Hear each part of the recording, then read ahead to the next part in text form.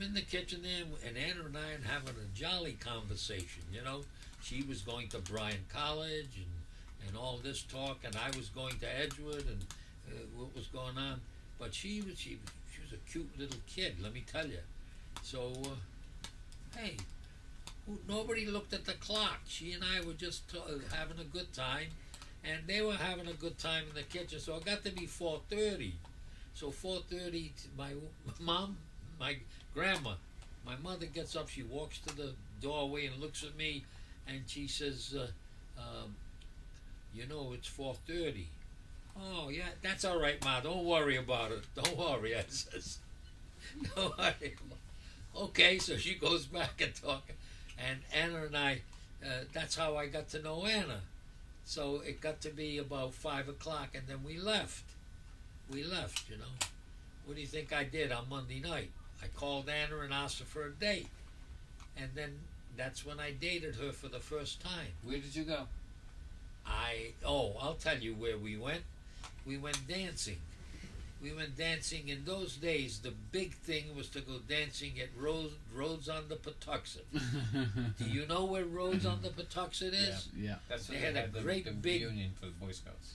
They had a great big ballroom, and they had famous bands that would come in.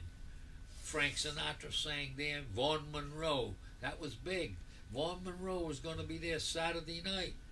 I said, Anna, I called her up and said, hey, listen, you know, and I asked her if she'd go out. We could go dancing at Rhodes. So of course, she said yes. So I picked her up that Saturday night. We went dancing, and we danced for a while. Then we stopped at some place, and we weren't. She wasn't. How old was I? I was 20, and she was 18. We weren't supposed to have drinks, but you used to go to bars that we knew, and they'd serve you drinks. So I said, let's stop somewhere. I know where we can get a little cocktail. And the big thing was we used to drink in those days what they called a whiskey sour. They must still make it, a whiskey sour. So we went in and we had a whiskey sour. We talked and we had a nice night. So that was it. So I asked her to go out in the following week, and she said yes. And we went out the following week. What happened to your friend? He was still waiting for you to pick you up, pick him up from the hockey game. No, remember at 5 o'clock, my mother finally came, and we finally went, and I made it in time. I picked up Nick a little bit late. He said, what the heck happened? I don't talk about it. Let's go to the hockey game. But that's how I met your grandmother, and we continued to go out, and that was it. And 2 years later, we got married. 2 years? 1950. That was in 1948. In 1950, we got married. And I remember my godmother says to me, she says, boy, I lucked out again. What do you mean you lucked out again? She says, well, look at this. You're getting married. You're marrying my niece. I'm going to one wedding, and it takes care of 2 obligations. So that's how I met your mother. But I never knew her. So where did you live after you got married? When we got married, in the meantime, what happened was my father-in-law, because his mother and father had come from the old country, the house was a little too small to accommodate his mother and father in a separate room, and him and the 2 girls. Ann's got a sister. They needed a little bigger house, and there was a house, a nice house on 4th Street, further down the street, which was a bigger house. It was at number 83 Ford. That was a nice house. Oh, 83. Okay. 83 Ford. They bought that house, and they moved from where they were into that house. Now, my father-in-law wound up owning both houses, the one at 83. And when I married Anna, they were living at 83 Ford Street in that nice house. Then what happened after that, his mother and father wanted to go back. Not his father, his mother. His mother wanted to go back to Italy. And the father didn't. He had a ball. He came here, and all his friends from Rockamonfina. All his friends from there, they used to meet at the club up in Federal Hill. He'd get up in the morning and walk all the way over to where his friends were. Spend the whole day drinking wine, playing cards. Buddy Cianci was father's with one of that group. He came from Rockamobile, right? Yep. Buddy Cianci's father.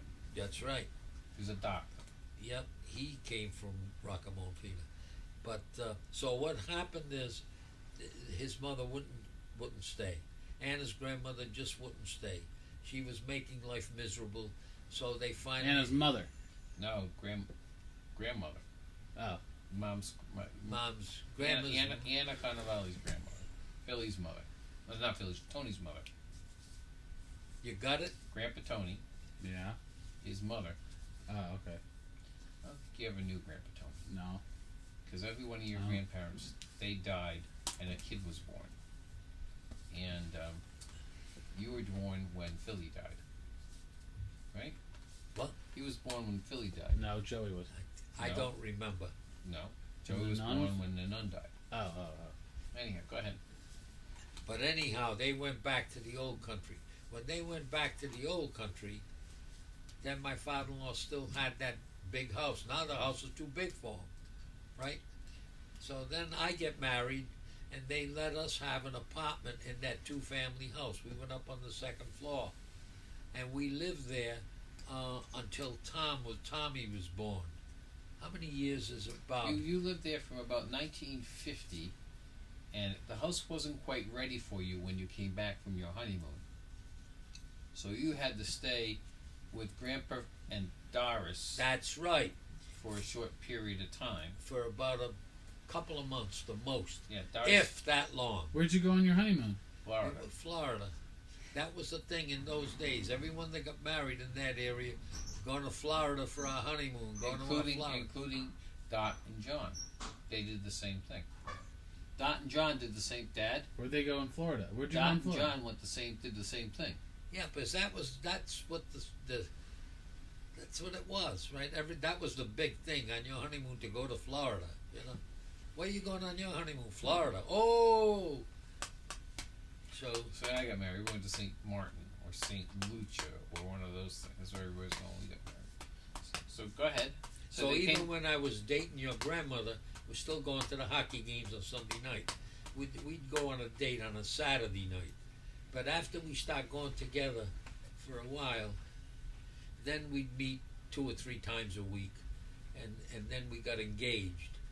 I gave her a diamond, and that, now we're talking marriage. Where did you get engaged? Did you get engaged at her house, at your house, or out there on a date? I don't know. I brought her out on a date. We went to a place called Top Hill. It was an expensive restaurant, and we went out there and had dinner, and I gave her the diamond ring. Where's Top Hill? It was in Massachusetts, Uh-huh. and it was on that road that goes to Taunton, and it was a pretty nice restaurant, expensive. Oh.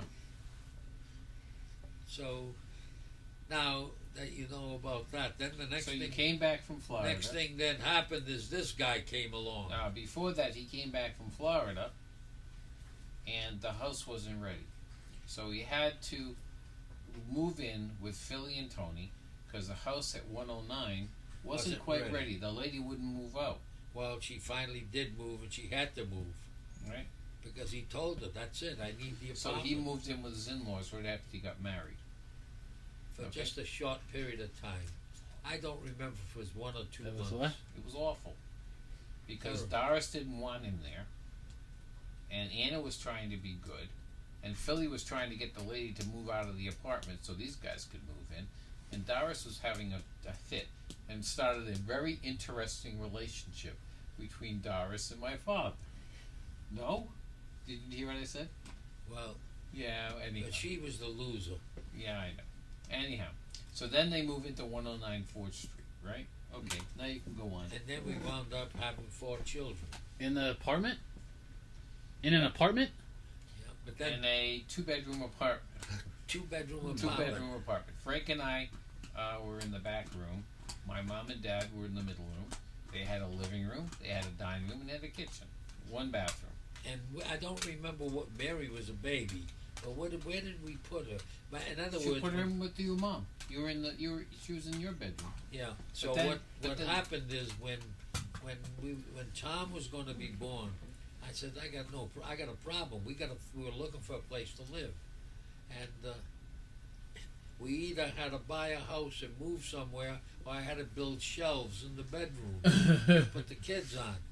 So we found the house, and we were looking up in the Fruit Hill area, up in that North Providence area, which was pretty nice. And we were going to buy the house.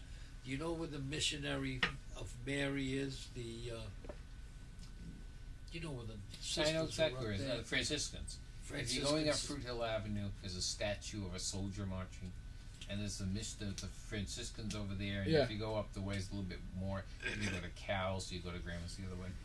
Yeah. There was a house right at the edge of their property, and we were looking at that. That was available, and this house here, and this is a much nicer house that we bought, but it was a question of money, you know, and this house was more money than the other house, but we liked this house, and so I called the woman. I had made her an offer. She refused it, so. What were you The house was doing still then? for sale. I remember on a Saturday morning, it got to the point where we had to make a decision. And Mom was like this with Tommy, you know, and she was expecting to deliver any time. So I called the woman up, Isabella. Her name that wasn't her name. Her name was Leary, but she was an Isabella. She had married John Leary, who was a prominent jewelry manufacturer. And they had the house built. The house was built in 1932, and they lived in it and had no children. And Wow. there were never children in that house till I moved in. And you brought them in. You brought 4. Bang. I brought in 4. So I called her up this Saturday morning, and I said, "Look, I want to buy your house. I can't afford much money." I says, I'm going to be honest with you. I said, I'm at the point where I'm either going to buy your house or I'm going to buy that particular house. And I told her, I says, we want to buy your house. I can't afford what you're asking for. But if it's a matter of a couple of $100s, I can scrape up another couple of $100s if you sell me the house. So she says, well, let me think about it. So about a half an hour went by, and she says, meet us at the house. I went there, and I gave her an extra $200. We used that for the deposit, and we made a deposit on the house, and I bought the house on Fruit Hill. I'm glad I did. I raised a family there, and now your aunt's living in it. So that's how we wound up there. The naked statue on the staircase of that girl holding up the world. That was an extra. No, that was included. Oh, But okay. we bought a lot of extras, and then I told her I'd pay her for them I'd raise the money, and we'd buy like she sold me a few of the things that were in the house that we wanted. Some of the big mirrors that were on the walls that we couldn't afford to buy. We just couldn't afford it. But she sold it to us for a very, very reasonable price. And so I says, fine, we'll buy that. Now the andirons for the fireplace, those They're brass. andirons, I'm telling you, they're solid brass. They're beautiful. We bought those. There was a fireplace screen and stuff. All this stuff that she was going to have to throw it away anyhow. So she sold it to us as extras, and we bought a lot of the little extras from her. But it was What were you doing then? What was your I job? was in the insurance business. I How'd you wasn't get in into the that? business. I was selling insurance. When I worked for a company called the American Mutual. Before that, Liability. though, you didn't tell them about you selling the Jesus to Barrington. You sold Jesus to Oh, Barrington. that was something else I did. I was always a hustler, Bobby. You know, I I told you, you get streetwise. I started as a 10-year-old kid getting streetwise, and I learned people. I really learned people. The coffee store, the push carts, worked in the mill. I went to work for the Levitons for just a short period of time and burned my hand. I worked in the machine shop, McWilliams Manufacturing. I left the Atlantic Mills to go get a job in the machine shop. I wanted to going to a machine shop. And I was able to land the job, and I quit the mill. Mr. Bittner says, "Why are you leaving me?" I says, "Mr. Bittner, I'm a machinist." I says, I got a job in a machine shop. That's what I want to do. I can't get in the machine shop here. There's no opening. I says, so I'm going to go to work for McWilliams. He says, I wish you good luck. I says, I'm going to be going in the Army in another year anyhow, Mr. Bittner.